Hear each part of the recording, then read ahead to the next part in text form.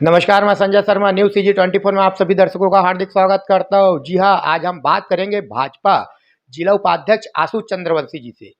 वर्तमान में जो राजनीतिक अव्यवस्था चल रहा है, जो राज्योत्सव को लेकर, उस बारे में आज बात करेंगे बेबाक बात में।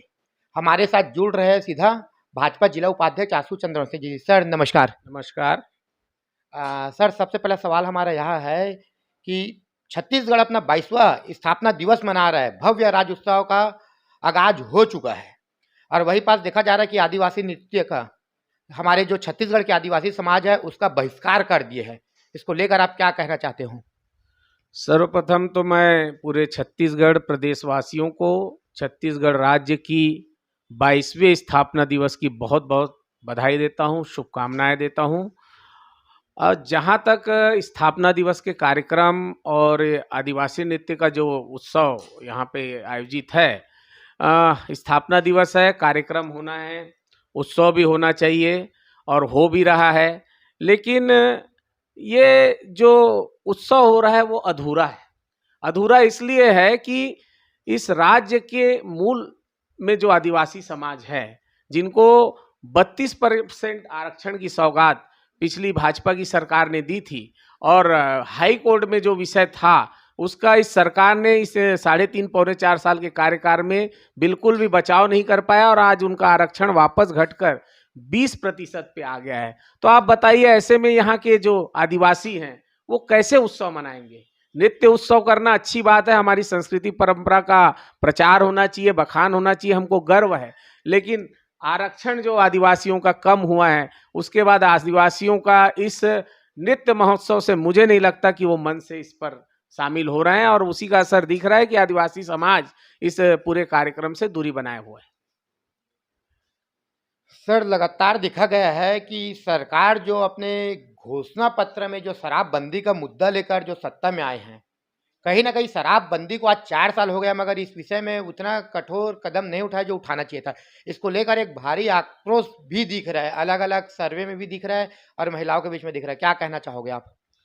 शराबबंदी का जो वादा कांग्रेस सरकार जो करके आई थी और गंगा जल का कसम भी खाई थी, मुझे तो लगता है कि जिस दिन उन्होंने गंगा जल का कसम लिया था उसी दिन से ही उनके नियत में खोट था और उसी का परिणाम है कि आज पौने 4 साल बाद शराबबंदी के नाम पर एक खाली विधायकों की एक समिति बनाकर इस पूरी योजना को, इस पूरे वादे को वादा खिलाफी करने का और टालने का काम ये सरकार कर रही है। लेकिन अब तो जनता का, जो महिलाओं का खासकर, विश्वास इस सरकार से उठ चुका है। अभी एक बृहद आंदोलन इसी को लेकर हमारी पार्टी भारतीय जनता पार्टी द्वारा महतारी हुंकार रैली 11 नवंबर को बिलासपुर में आयोजित है, जिसमें लाखों की तादाद में महिलाएं शामिल होकर सरकार की इस वादा खिलाफी का विरोध करेंगी और इस सरकार को चेतावनी देगी कि आप समय रहते इस वादे का पालन करें, नहीं तो महिलाएं अब इस सरकार के विरुद्ध सड़कों पर उतर आई है और इनको अपना वादा निभाना पड़ेगा। यही पास देखा गया है कि छत्तीसगढ़ के अंदर में 54 विभाग के कर्मचारी, अनियमित कर्मचारी, जिसमें स्कूल सफाई अंशकालीन कर्मचारी है, रसोईया संघ है, ऐसे बहुत सारे अनेक प्रकार के संघ 54 लगातार 5 लाख से ज्यादा कर्मचारी अपने नियमितीकरण के मांग को लेकर हड़ताल पे बैठ गए हैं, जो सरकार ने उसके मांग पूरा करने के लिए घोषणा पत्र में वादा किया था। कहीं ना कहीं इसको लेकर आप क्या कहना चाहोगे? देखिए, आज आप छत्तीसगढ़ राज्य स्थापना दिवस का विषय को लेकर यहाँ पर बात कर रहे हैं। मैं उस समय ही मेरे जहन में ये बात आ रही थी कि ऐसा राज्य जिसको बने 22 साल हो गए और ये सरकार बड़े बड़े वादे को लेकर सत्ता में आई, कांग्रेस की भूपेश सरकार, और किस मुंह से, किस भाव से ये लोग उत्सव मना रहे हैं। कम से कम आपने 4 साल में आज राज्य की स्थिति क्या है? छत्तीसगढ़ महतारी की हमेशा जय है, लेकिन इस सरकार ने अपने करतूत से जगह जगह रोडों में गड्ढे करके और इन गड्ढों का ना मरम्मत किया, ना नया निर्माण किया, छत्तीसगढ़ महतारी की छाती को छलनी छलनी कर दिया है।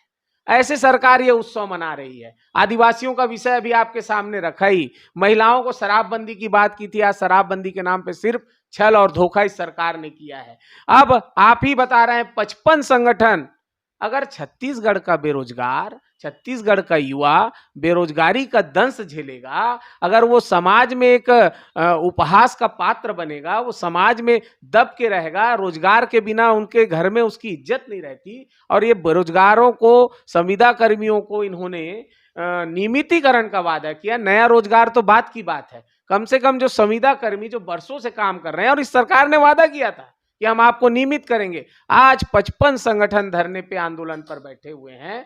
तो इस सरकार के लिए एक चिंतन का समय है कि राज्य उत्सव जरूर मनाएं, लेकिन असली उत्सव छत्तीसगढ़ में तभी होगा जब बेरोजगारों को, संविदा कर्मियों को नियमितीकरण का लाभ मिलेगा, महिलाओं को शराबबंदी का लाभ मिलेगा, चीट फंड में जो लोगों के पैसे डूबे हुए हैं, ज्यादातर हमारे ग्रामीण परिवेश के लोग हैं, उनके पैसे वापस करने का वादा इस सरकार ने किया था, वो पैसा वापस मिलेगा। साथ ही साथ आदिवासियों के साथ जो इन्होंने 32% एक अदालती फैसला है, हम उसका सम्मान करते हैं, लेकिन इस सरकार ने अभी तक कोई भी ऐसा आश्वासन, ऐसा कोई विधेयक, अध्यादेश के माध्यम से आदिवासियों को एक भरोसा दिलाने की दृष्टि में अभी तक इस सरकार ने उस आरक्षण के मुद्दे पर भी कोई कार्य नहीं किया है।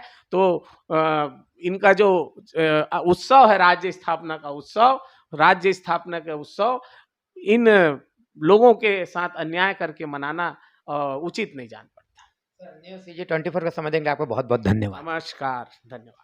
जिस प्रकार से आप देख सकते हो कि भाजपा जिला उपाध्यक्ष आशु चंद्रवंशी जी का सीधा आरोप है कि सरकार जो राज्योत्सव आज मना रहा है, कहीं ना कहीं वो गरीब आदिवासियों का जो, चाहे वो आरक्षण छीनने के मामले के लेकर हो जाए, चाहे महिलाओं को जो शराबबंदी का वादा करके जो सत्ता अपना है, हर किसी को सिर्फ धोखा दिया है कांग्रेस सरकार ने। ऐसे ही खबरों के बने न्यूज़ CG24 में संजय शर्मा।